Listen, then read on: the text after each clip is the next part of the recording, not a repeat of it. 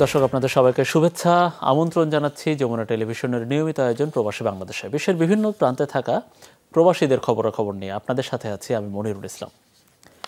বাংলাদেশের শেখ হাসিনা সরকার উৎখাতে যুক্তরাষ্ট্রের কোনো ভূমিকা ছিল না এমন মন্তব্য করেছেন হোয়াইট হাউসের মুখপাত্র ক্যারিন জে পিয়েরে। সোমবার হোয়াইট হাউসের নিয়মিত ব্রিফিংয়ে প্রশ্ন হয় বাংলাদেশ ইস্যুতে।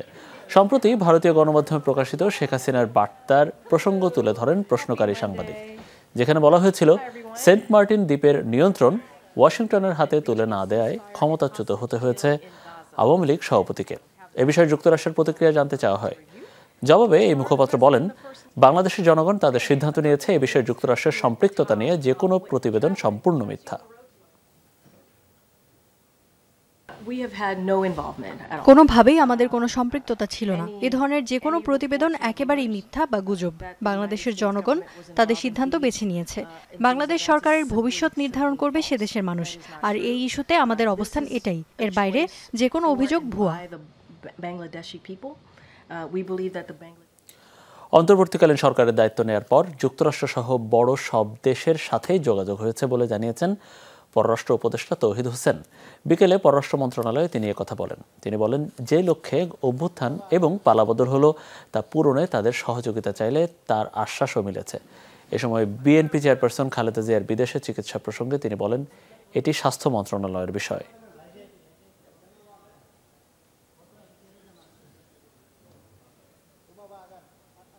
সব শক্তিমান দেশের লোকদের সাথে আমাদের অ্যাম্বাসাডাররা দেখা সাক্ষাৎ করেছেন, আলাপ হচ্ছে। আমরা একটা পরিবর্তনের জন্য অত্যন্ত মূল্য দিয়ে একটা পরিবর্তনের সম্ভাবনা সৃষ্টি হয়েছে, সেটাতে যেন আন্তর্জাতিক সম্প্রদায় আমাদের পাশে থাকে। শেখ হাসিনার পদত্যাগের পর প্রবাসী আয় বাড়তে শুরু করেছে। চলতি মাসের ৩ আগস্ট পর্যন্ত দেশে রেমিটেন্স এসেছে $9,56,00,000। পরের সপ্তাহে অর্থাৎ 4 থেকে 10 আগস্ট পর্যন্ত সময়ে প্রবাসীরা $38,71,00,000 রেমিটেন্স পাঠিয়েছেন। কেন্দ্রীয় ব্যাংকের প্রতিবেদন বলছে, চলতি আগস্ট মাসের 10 দিনে ব্যাংকিং চ্যানেলে বৈধ পথে প্রবাসী আয় এসেছে $48,27,00,000 যদিও জুলাই মাসের চেয়ে কমেছে প্রবাসী আয়। গড়ে প্রতিদিন প্রবাসী আয় এসেছে $4,82,00,000। আগের মাস জুলাইয়ে প্রতিদিন প্রবাসী আয় এসেছিল $6,37,00,000। বৈষম্য বিরোধী আন্দোলনের সময় প্রবাসী আয় কমতে থাকে। শেখ হাসিনার পতনের পর তা আবারও বাড়তে শুরু করে। 2024-25 অর্থ বছরের প্রথম মাসের জুলাই দেশে $191,35,80,000 রেমিটেন্স এসেছে, যা আগের 10 মাসের মধ্যে সর্বনিম্ন। নতুন অন্তর্বর্তী সরকারকে শুভেচ্ছা জানিয়েছেন ওমানে বসবাসরত প্রবাসী বাংলাদেশিরা। অর্থনৈতিকভাবে বাংলাদেশকে আরও শক্তিশালী করতে দেশে বৈধ পথে টাকা পাঠাতে প্রবাসীদের প্রতি আহ্বানও জানানো হয়। সব নৈরাজ্যের অবসান ঘটিয়ে দেশে দ্রুত স্থিতিশীলতা ফিরবে এমন আশাবাদ তাদের। ওমান থেকে আমাদের সহকর্মী মোহাম্মদ রফিকুল্লাহর পাঠানো তথ্য ও ছবি নিয়ে রিপোর্ট। বাংলাদেশের নতুন অন্তর্বর্তী সরকার দায়িত্ব নেওয়ার পর তাকে স্বাগত জানিয়েছেন ওমানে বসবাসরত বাংলাদেশিরা। তাদের আশা, অর্থনৈতিক সংস্কার এবং পুনর্গঠনের মাধ্যমে আবারও ঘুরে দাঁড়াবে বাংলাদেশ। এ লক্ষ্যে বৈধ পথে রেমিটেন্স প্রদানের আহ্বান প্রবাসীদের প্রতি। ডক্টর ইউনূস একজন নিঃসন্দেহে ভালো মানুষ, এবং ভালো মানুষ তার ভালো কাজ দিয়ে আমাদের এবং দেশের মঙ্গল বয়ে আনবে। আমাদের প্রবাসীদের জন্য সরকার যাতে ভালো সুযোগ সুবিধা করে দেয়, এমন একটা জিনিস করে দেয় যাতে আমরা এয়ারপোর্টে গেলে আসতে যাতে আমরা সুস্থভাবে দেশে পৌঁছতে পারি, বাসায় যেতে পারি। নতুন সরকারকে প্রবাসী বান্ধব নীতি প্রণয়নের আহ্বান জানান প্রবাসীরা। এর পাশাপাশি দেশের শিগগিরই সহিংসতা বন্ধ হয়ে স্থিতিশীলতা ফিরবে এমন আশাবাদও জানান তারা। সবাই আমরা দেশকে ভালোবাসি, আসুন সবাই মিলে আমরা চলি। তরুণদের যে জয়, এটা আমার আপনার সবার স্মৃতি হিসেবে মনে রাখতে হবে। ছাত্র জনতার হাত ধরে যে স্বাধীনতা অর্জন হয়েছে, এই স্বাধীনতা আমাদের ভবিষ্যতে ধরে রাখতে হবে। প্রবাসীদের স্থানীয় আইন মেনে চলার আহ্বানও জানানো হয়। সাবরিনা নুসরাত, যমুনা নিউজ। কাতারে তীব্র গরম থেকে রক্ষায় প্রবাসী শ্রমিকদের হিট স্ট্রেস ও মানসিক স্বাস্থ্য সুরক্ষা বিষয়ক কর্মশালার আয়োজন করেছে বাংলাদেশ মাইগ্রেন্ট ওয়ার্কার অ্যাসোসিয়েশন। শুক্রবার স্থানীয় সময় বিকেলে দেশটির এশিয়ান টাউন ক্রিকেট স্টেডিয়াম হলে অনুষ্ঠিত হয় এই কর্মশালাটি। এতে অংশগ্রহণকারী প্রবাসীদের সার্টিফিকেট প্রদান করে প্রধান অতিথি কাতারে নিযুক্ত বাংলাদেশের রাষ্ট্রদূত মোহাম্মদ নজরুল ইসলাম। অনুষ্ঠানে সভাপতি ছিলেন বাংলাদেশ মাইগ্রেন্ট ওয়ার্কার অ্যাসোসিয়েশন কাতারের সভাপতি সিরাজুল ইসলাম। আরও উপস্থিত ছিলেন কেনিয়া, ফিলিপিন, নেপাল, ঘানা ও উগান্ডা কমিউনিটির নেতৃবৃন্দরা। কর্মশালায় অংশ নিয়েছিলেন কাতারের বিভিন্ন প্রকল্পে নিয়োজিত বাংলাদেশি নির্মাণ শ্রমিকরা।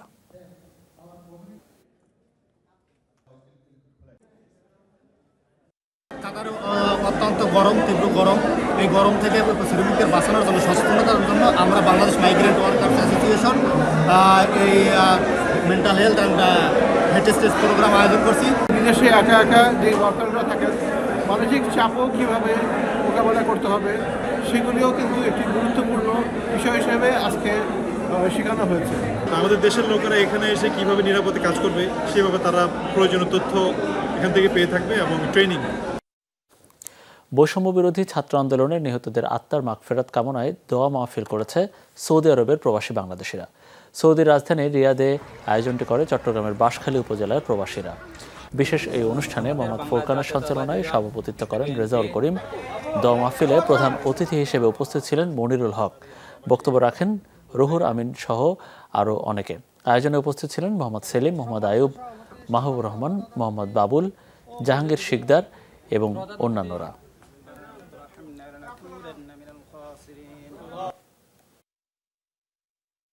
আর আজ 16 বছর আজ স্বৈরাচার সরকার হাতম মাঝে আরা বন্দি আছিলাম, তাহলে আর আজ স্বৈরাচার আজ আর ছাত্রর বিনিময় আর মা বোনের ভাই হল বিনিময় আজ আর নতুন করে একটা বাংলাদেশ স্বাধীন ভাই। বাংলাদেশের ছাত্র আন্দোলনে আহতদের সুস্থতা ও শহীদদের আত্মার মাগফিরাত কামনায় অস্ট্রিয়ায় অনুষ্ঠিত হয়েছে আলোচনা সভা ও দোয়া মাহফিল। রাজধানী ভিয়েনার ওভারওলা পার্কে বাংলাদেশ কমিউনিটির পক্ষ থেকে আয়োজন করা হয় এই আলোচনা সভা। অনুষ্ঠানে উপস্থিত ছিলেন অস্ট্রিয়ায় বসবাসরত শতাধিক বাংলাদেশি। সভায় বক্তব্য রাখেন অস্ট্রিয়ার বাংলাদেশ কমিউনিটির সদস্য মামুন হাসান, মাসুদুর রহমান, ইঞ্জিনিয়ার আবুল হাশেম, শায়েখ মহিউদ্দিন মাসুম, শায়েখ আব্দুস সাত্তার সহ আরও অনেকে।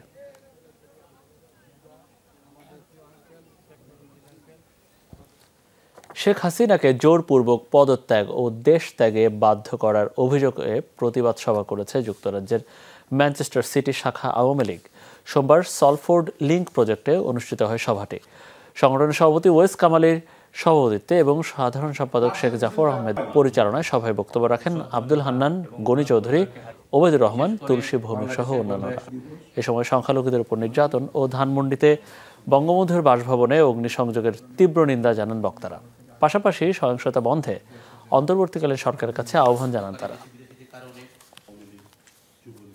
জননেত্রী শেখ হাসিনা বাংলাদেশ থেকে যান নাই, ওনাকে যেতে বাধ্য করা হয়েছে। অবিলম্বে ওনাকে দেশে ফিরিয়ে আনতে হবে। সন্ত্রাসী, রাহাজানি এবং সনাতন ধর্মাবলম্বী উপর যে হামলা চলছে এগুলো অবিলম্বে বন্ধ করতে হবে। আওয়ামী লীগের প্রত্যেকটি নেতাকর্মীর উপর নির্মম নির্যাতন বন্ধ করতে হবে। কলকাতার হাসপাতালে এক নারী চিকিৎসককে ধর্ষণ ও হত্যার অভিযোগকে কেন্দ্র করে তোলপাড় চলছে ভারত জুড়ে। পশ্চিমবঙ্গ থেকে ক্ষোভ ছড়িয়ে পড়েছে দেশটির অন্যান্য রাজ্যেও। দাবি উঠেছে সিবিআই তদন্তের। কর্মবিরতি চলছে বিভিন্ন হাসপাতালের ডাক্তারসহ সব স্বাস্থ্যকর্মীদের। হত্যায় জড়িতদের বিচার ও দৃষ্টান্তমূলক শাস্তির দাবিতে সড়কে নেমেছে নাগরিক সমাজ। গেল শুক্রবার কর্মস্থলে নাইট ডিউটির সময় হত্যা করা হয় কলকাতার আরজি কর হাসপাতালের এক নারী চিকিৎসককে। অভিযোগ, ধর্ষণের পর হত্যা করা হয়েছে তাকে। ঘটনার 4 দিন পরও বিক্ষোভে উত্তাল পশ্চিমবঙ্গ। সহকর্মী হত্যার প্রতিবাদে কর্মসূচি চলছে আরজি কর, এনআরএস, পিজি ও কলকাতা মেডিকেল সহ পশ্চিমবঙ্গের বিভিন্ন হাসপাতালে। কর্মবিরতি পালন করছেন ডাক্তার, নার্স ও মেডিকেল কর্মীরা। এ ঘটনায় কলকাতা পুলিশের এক কর্মীকে গ্রেফতার করা হয়েছে। অভিযোগ উঠেছে নিরাপত্তা বাহিনীর বিরুদ্ধে তদন্তে অবহেলায়। বিক্ষোভকারীদের দাবি, এই ঘটনার সাথে বাকি জড়িতদের বাঁচাতে চলছে রাজনৈতিক তৎপরতা। আর তাই কেন্দ্রীয় গোয়েন্দা সংস্থা সিবিআই এর তদন্ত চান বিক্ষোভকারীরা। আমাদের দাবি, তদন্ত শেষ করে অবিলম্বে অপরাধীদের ধরতে হবে। এই ঘটনা নিয়ে অনেক ধরনের গুজব ছড়ানো হচ্ছে। পুলিশের উচিত জনগণের সামনে তদন্ত রিপোর্ট তুলে ধরা। আমরা বিচার চাই। একজন নারী ডাক্তারের সাথে এই ঘটনা ঘটেছে। তদন্তে আমরা কোনো রাজনৈতিক হস্তক্ষেপ চাই না। নিরপেক্ষ তদন্তের স্বার্থে আমরা সিবিআই তদন্ত চাই। এদিকে আরজিকর মেডিকেল কলেজের অধ্যক্ষ সন্দীপ ঘোষ চাপের মুখে পদত্যাগ করলেও 24 ঘন্টার মধ্যে তাকে আবারও কলকাতা মেডিকেল কলেজের দায়িত্ব দেয় নতুন করে ছড়ায় উত্তেজনা। পরে তাকে ছুটিতে যাওয়ার নির্দেশ দেন হাইকোর্ট। এটা খুব নক্কারজনক ঘটনা এবং খুবই বেদনাদায়ক ঘটনা। যেই জড়িত থাক তাকে ইমিডিয়েট শাস্তি দিতে হবে। আর রবিবার পর্যন্ত যদি তারা কুল কিনারা করতে না পারেন, কারণ ভেতরেও তো অনেকে আছে, তাহলে এই কেসটা আমরা আমাদের হাতে রাখবো না, আমরা সিবিআইকে দিয়ে দেবো। পশ্চিমবঙ্গ থেকে বিক্ষোভ ছড়িয়ে পড়েছে দিল্লি সহ অন্যান্য রাজ্যেও। বিক্ষোভে যোগ দিয়েছে বিভিন্ন শ্রেণী পেশার মানুষ। হাসপাতালের সেমিনার রুম থেকে গত শুক্রবার উদ্ধার করা হয় ৩১ বছর বয়সী ওই নারী চিকিৎসকের মরদেহ। অভিযোগ উঠেছে, নাইট ডিউটিতে থাকা অবস্থায় বিশ্রাম নিতে গেলে ধর্ষণের পর তাকে হত্যা করা হয়। পরে হত্যাকে আত্মহত্যা বলে চালিয়ে দেওয়ার অভিযোগ ওঠে হাসপাতাল কর্তৃপক্ষের বিরুদ্ধে। মোস্তফা মাহমুদ, যমুনা নিউজ। বৃহত্তর নোয়াখালী জাতীয়তাবাদী ফ্রন্ট যুক্তরাষ্ট্র শাখার 11 সদস্য বিশিষ্ট নতুন কমিটি ঘোষণা করা হয়েছে। রোববার নিউ ইয়র্কের ব্রুকলিন প্রসপেক্ট পার্কে এক বারবিকিউ পার্টিতে ঘোষণা করা হয় এই কমিটি। এতে মহিনুদ্দিনকে সভাপতি এবং ওমর ফারুককে সাধারণ সম্পাদক হিসেবে নির্বাচিত করা হয়। বিশেষ অনুষ্ঠানে সালেহ আহমেদ মানিকের পরিচালনায় সভাপতিত্ব করেন মহিনুদ্দিন। এ সময় প্রধান অতিথি হিসেবে উপস্থিত ছিলেন যুক্তরাষ্ট্র শাখা যুবদলের সাবেক সভাপতি জাকির আইয়ুব চৌধুরী। বক্তব্য রাখেন নাজমুল হাসান মানিক, আলামিন সবুজ, বাদর মির্জা সহ আরও অনেকে। অনুষ্ঠানে ছাত্র আন্দোলনে নিহতদের স্মরণে 1 মিনিট নীরবতা পালন করা হয়।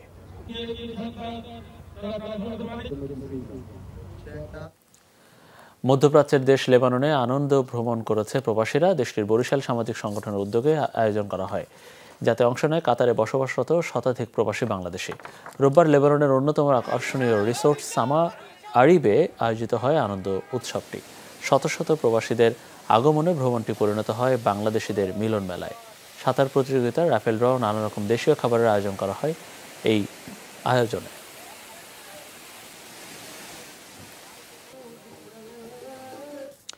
চলতি সপ্তাহে ইসরায়েলের হামলা চালাবে ইরান, সোমবার এমন দাবি করেছে মার্কিন গোয়েন্দা বিভাগ। তবে দেশটির হামলা ঠেকাতে সব চেষ্টাই করছে যুক্তরাষ্ট্র সহ পশ্চিমা বিভিন্ন দেশ। কিন্তু তেহরানের ভাষ্য, কোনো ধরনের চাপই টলাতে পারবে না তাদের। বিশ্লেষকদের ধারণা, যুক্তরাষ্ট্রের সাথে সংঘাত এড়াতে শেষ মুহূর্তের সিদ্ধান্ত থেকে সরে আসতে পারে ইরান। ইসরায়েলে ইরানের অভিযান নিয়ে 2 সপ্তাহ ধরেই চলছে জল্পনা কল্পনা। ভয়ঙ্কর হামলা চালাবে তেহরান, এমন শঙ্কায় বাংকার প্রস্তুত থেকে শুরু করে রক্ত সংগ্রহ সব প্রস্তুতি নিয়ে রেখেছে তেল আবিব। 2 সপ্তাহে বেশ কয়েকবার হামলার সম্ভাব্য তারিখ দিয়েছে ইসরায়েল ও যুক্তরাষ্ট্রের গোয়েন্দা বিভাগ। এই ইস্যুতে আবারও নতুন তথ্য দিল দেশ দুটি। মার্কিন গোয়েন্দা সংস্থার প্রতিবেদন অনুযায়ী চলতি সপ্তাহেই তেল আবিবে আসতে যাচ্ছে বড় আঘাত। তবে বিস্তারিত কোনো তথ্য দেয়নি ওয়াশিংটন। ইরানের গতিবিধি আমরা পর্যবেক্ষণ করছি। আমাদের সাথে আছে মিত্র যুক্তরাষ্ট্র। যা জানা যাবে তার সাথে সাথেই জনগণকে জানানো হবে। প্রতিরক্ষা এবং আক্রমণ দুটোর জন্যই আমরা প্রস্তুত। ইসরায়েলে হামলা না চালাতে ইরানকে চাপ দেওয়ার চেষ্টা করছে পশ্চিমা অনেক দেশই। এরই মধ্যে পেজেশকিয়ানের সাথে ফোনে কথা বলেছেন জার্মান চ্যান্সেলর ওলাফ শোলস এবং যুক্তরাষ্ট্রের প্রধানমন্ত্রী কেইর স্টারমার। তবে সাফ জানিয়েছে ইরান, যে কোনো আগ্রাসনের জবাব দেওয়ার অধিকার আছে তাদের। অনেক বিশ্লেষকই মনে করেন শেষ পর্যন্ত ইসরায়েলে হামলা চালাবে না ইরান, কারণ তেল আবিবকে রক্ষার প্রতিশ্রুতি দিয়েছে ওয়াশিংটন। আর যুক্তরাষ্ট্রের সাথে সরাসরি কোনো ঝামেলায় জড়াতে চায় না বলেই হামলার সিদ্ধান্ত থেকে সরে আসবে ইরান।